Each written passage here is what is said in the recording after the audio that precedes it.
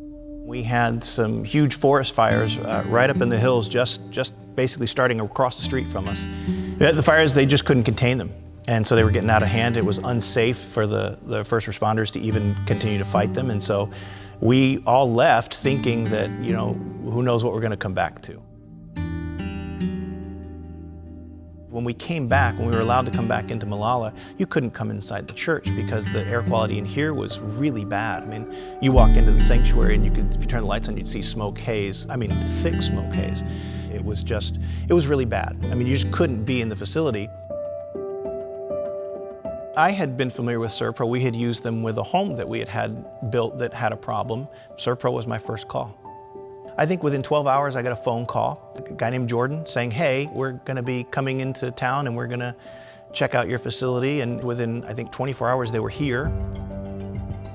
And they showed up at the facility, Ben Sussman and Jordan Katz. These guys were unbelievable. They showed up, they answered all my questions. In fact, I really didn't have too many questions because they covered everything just in the initial sit down of what they were gonna look at. We walked through the facility.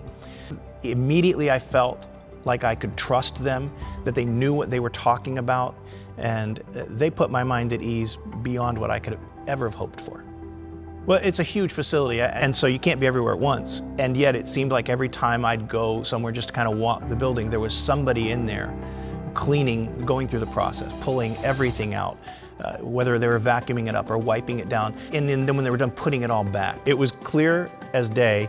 They knew exactly what they were doing, exactly how to do it, and also how to teach newcomers how to do it. What I liked is they offered to use people in the church who wanted to volunteer and help, that they would, pay them. On any given day, you'd have 20 people in the facility, cleaning it down, assessing the situation, breaking down, and they were as thorough as you could possibly have imagined. But at no point did I have any concerns that it wasn't going to be done right. I don't want to say customer service, and I'm not just saying this. I never felt like I was a customer. I felt like they cared about the church that I pastor. I felt like they cared about me and the staff. They spent more time putting people's minds at ease than they did with the technical side of things. And they guaranteed us, we'll have all of this done in time for you to have your production. And they did. Everything they did fit the timeline that they said that it would fit. If they said, hey, this will be done by Monday, it was done by Monday. We invited them to come into one of our church services. I wanted to recognize them in front of the whole body of believers once we reopened.